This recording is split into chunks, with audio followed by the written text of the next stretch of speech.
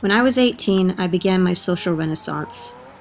It was for the first time in years that I had friends outside of high school, and I was being introduced to a strange underworld by a kid named Ven who I'd met on the internet. After that, I was sucked into a crazy world of goth punk, cyber, industrial, hardcore club life, and it was wonderful. I suddenly found myself a regular patron of the club known as New City Suburbs, a hub for goth, industrial, punk, crazy-ass bullshit. But that was perfectly alright in my opinion, since after about maybe a good portion of my teenage years, I finally had friends. Weird friends. Fucking awesome friends. A short guy named Coy. Coy was roughly about maybe at least 7 years my senior, but was miraculously enough shorter than me. He was a gamer, technical wizard type, and he was the grand ambassador, shall we say, to the goth punk industrial scene of Edmonton. He also had a blow-up doll that he named Mizuki. He ordered her from Japan and gave her own Facebook page, and now she probably has about 100 followers of complete strangers who just stare at her picture. I mean, it's a blow-up doll, for God's sake, and she's got 100 followers of complete strangers. Just goes to show that people have really weird fetishes, which I discovered all too well. I saw my fair share of nipple rings, bondage, and scantily clad women. Speaking of nipple rings, there was a lovely lady who I knew back in the day who went by the name of Bernice. She was a very big gal, shall we say, and she prided herself on the fact that she could pick up cinder blocks with her nipple rings. Miraculously enough, her boobs managed to stay intact all these years. She now has a son named Cassiopeia. A hermit named Dave. Well, technically Dave wasn't really a hermit, he was a cyberpunk. A very well-off cyberpunk. A cyberpunk wrapped in mystery. Anyway, I became rather good friends with him, and after Halloween one year, I spent the night at his house. And on the way, we picked up a complete stranger, who became another loyal friend of mine, named Sarah Vodavos. I started calling her Voodoo.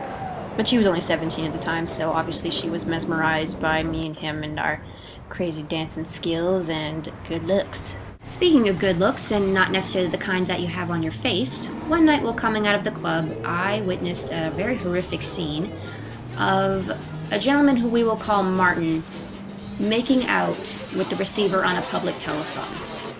I know it's disgusting.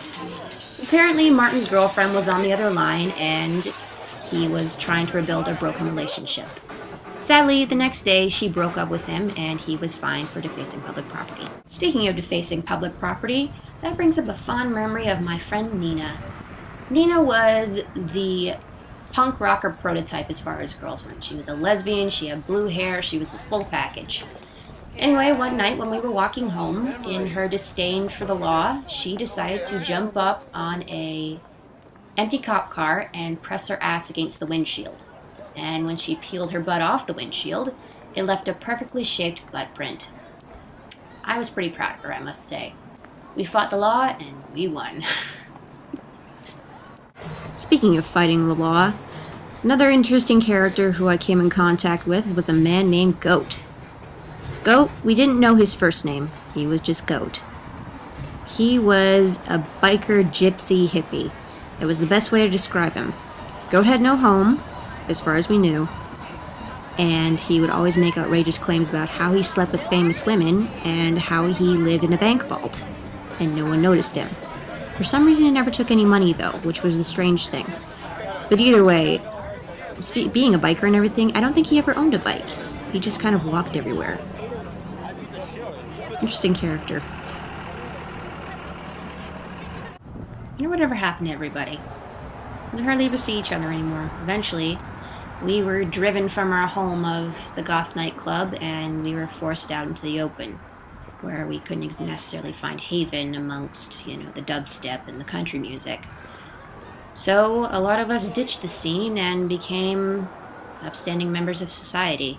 We got jobs, we got married, we had kids. God, what the hell were we thinking? I mean, it would have made more sense for us just to go out and find a new stomping ground instead of cashing in our chips and going out to pasture like a bunch of cows. I mean, I really miss everybody.